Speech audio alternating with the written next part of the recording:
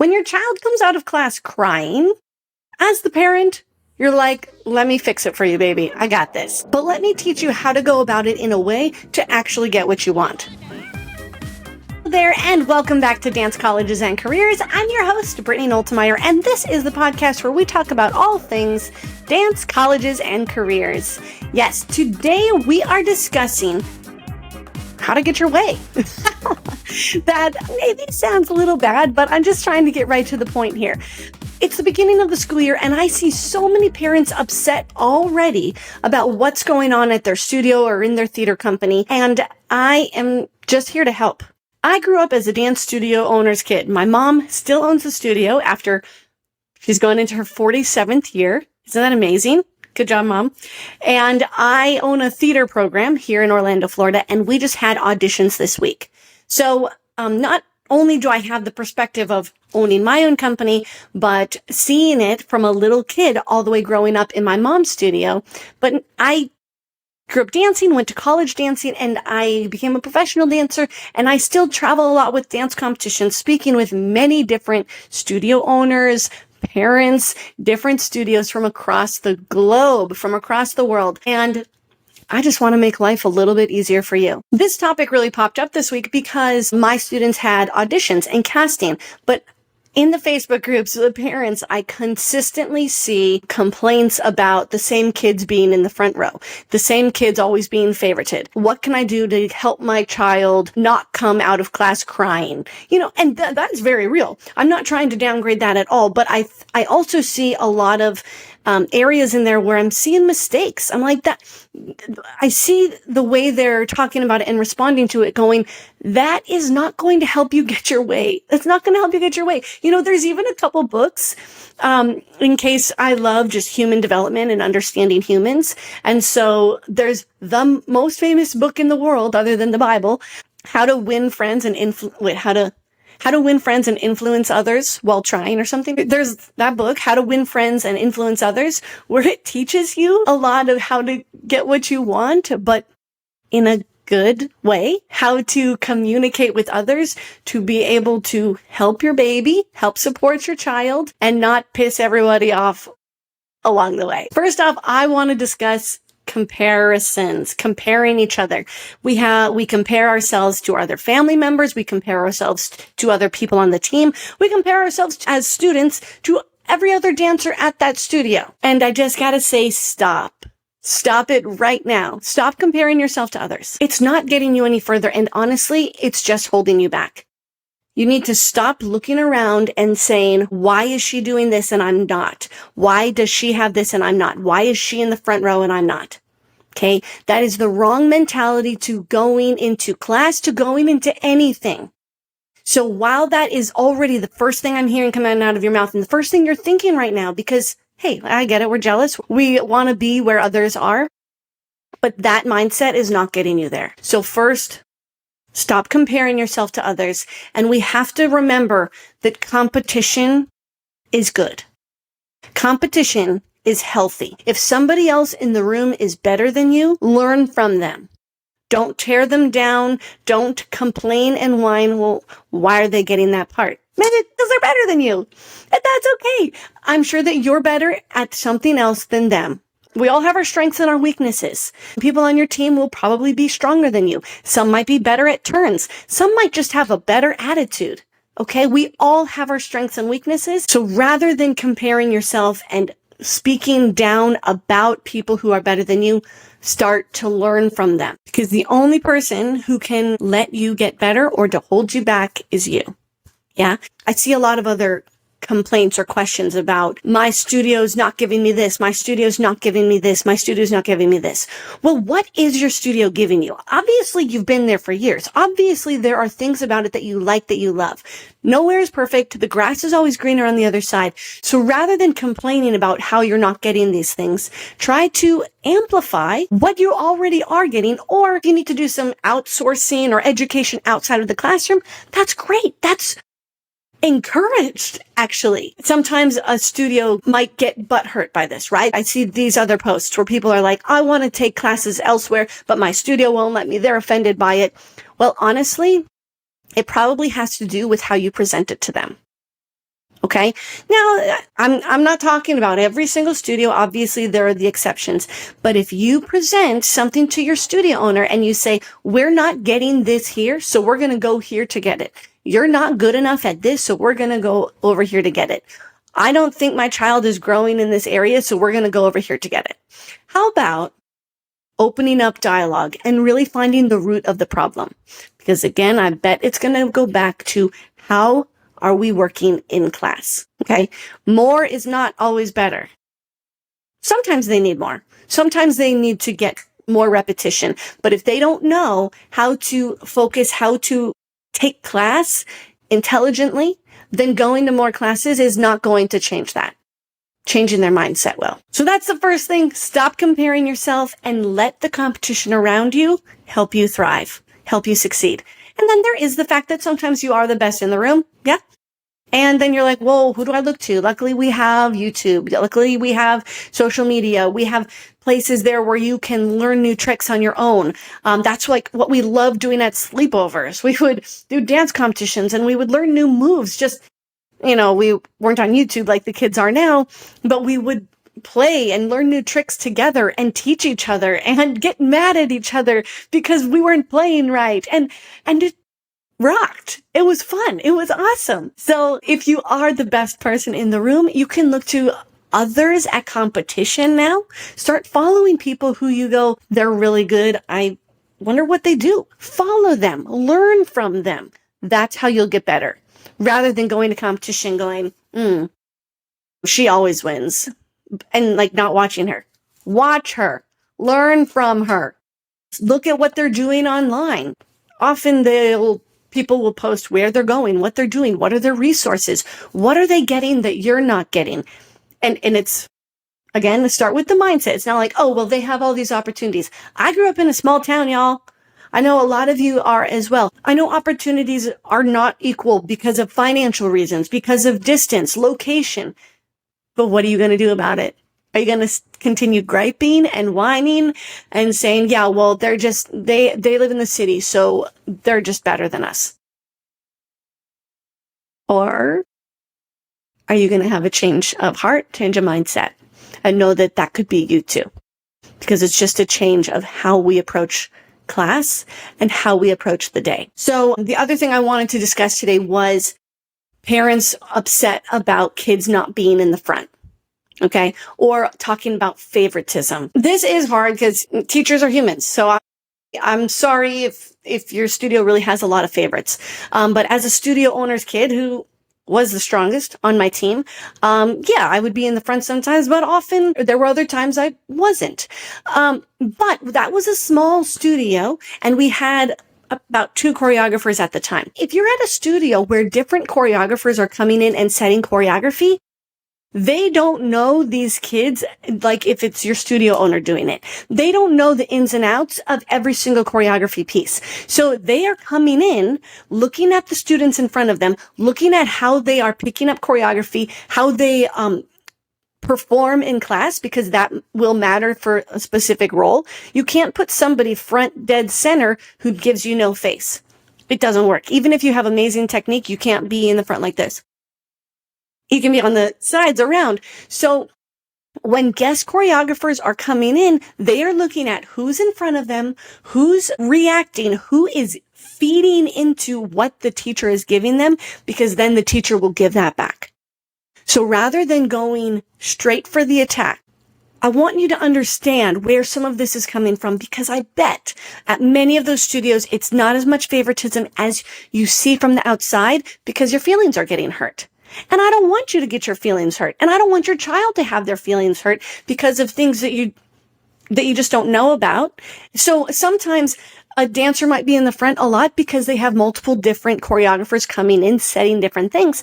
And it's not like all these guest choreographers were chatting saying, oh, well, did you put her in the front? Well, then I'm not going to do that. Did you put her in the front? They don't have time for that. And they don't know the kids like your studio owner does. So if you're at a smaller place, and the studio owner choreographs every single piece and puts the same person in the front every single time. So we got a few things here. Either they use the same formations and it's just easier in class to always follow the same pattern or system, like how you might do at your job. And because like they might not have the time, because as a single studio owner, and I'm not saying that's right or that's good or that's okay. It's not, but it could be that they don't have the time to go back and adjust those formations, or they don't have the time to do it. They would rather just get out the steps, get out the material. So it could be that reason. It could be favoritism. Sorry if it is. But the way to overcome that favoritism is to not whine and complain about it, is to show up better, try harder, and prove yourself more every single day, rather than saying to somebody, well, I want to be in the front, because talking, asking does not move you up, does not move you to the front.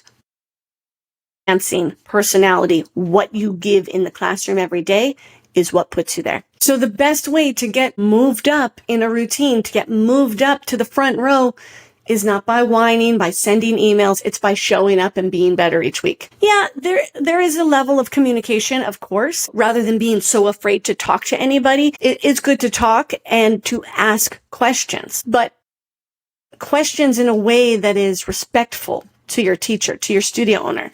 Ask them, is there anything I need to do or I need to work on with them to help them get out of that spot? Or is there a reason why, so I can help boost her spirits?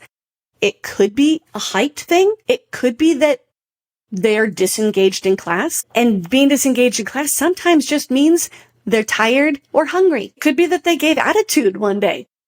Yeah, or it could be that they missed class. So I think we like to jump to conclusions so much that it's the teacher, why is my kid in this spot? It's not fair. We're paying to be here. But the teacher needs to put your child where they're going to succeed the most at the same time.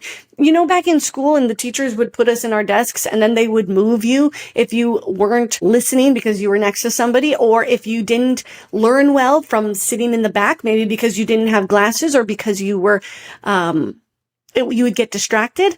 I know for me, I liked learning in the second row. I still like learning in the second row. When I'm learning in dance, I stand on the right side of the teacher, in the right side, about the second row. That's my sweet spot. That's where I like to learn. That's where I know I pick up choreography the fastest. Maybe call me crazy, but systems are important. It's good to observe and realize how you work and give into what works for you. So I'm sorry if I was offending you there. So I don't mean that if your child is in the back, that they're not listening, that they're not doing this, they're not doing this. But let's get to the root of it first. Before you go in and make a butt of yourself to the studio owner, check in with what your kid is doing first. Yeah. Have they been to class, or were they absent on really important choreography days? And you might be like, yeah, but we had to be gone. Stop with the excuses. I'm just trying to give you some information. If they were gone on a really important choreography day. Now, it might be that they were gone and the teacher still wants to move the formation, but hasn't been able to get to that yet because either the kids don't know the movement, they don't know the choreography. It is on the to-do list, but just hasn't happened yet. And the more the attitude becomes negative and it kind of becomes here, the longer they're going to not move forward. So if they are in the back and they're working as hard as they can, their special moment will come. If they still have a good attitude, no matter where they're at in their formation, their special moment will come. There is no doubt about it. There's no doubt in my mind that if they're always giving their fullest, it will come. It might not be today. They might have to prove themselves a little bit longer because this might be a change for them. Just even getting over things like body changes, hormonal shifts, right?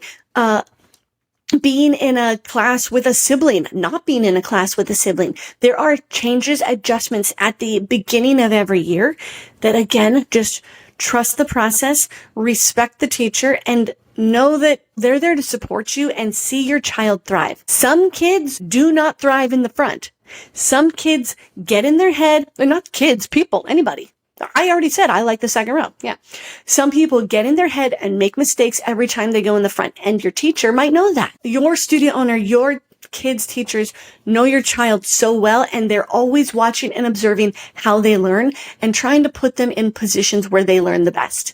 You know why? Because it also makes the teacher's job easier and better, because your kid is thriving more and engaged in class and excited, ready to learn, ready to sweat and get better every day. Now, what not to do? Big no-no. Do not send a nasty email. Especially if this is like the first time you're ever communicating with the teacher about it. Do not send a nasty email. Not only will it reflect poorly on you, it'll reflect poorly on your child.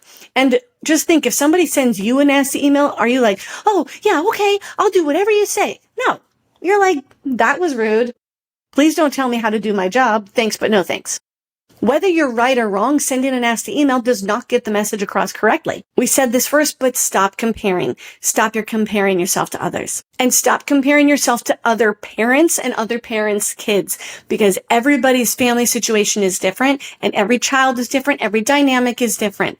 So you're here for you and your child and your family's experience in that dance studio or in that theater room to get the best out of it for you and your family. And then remember that your teachers are always watching the kids. They're watching their responsibility, attendance, their effort, and attitude matters in every class, whether it's their favorite subject or their least favorite. So I just encourage you to start asking your child better questions when they come home frustrated, upset, crying, rather than saying, oh, was that kid mean to you again? Rather than giving into the negativity and being upset about it too because you don't like that kid's mom.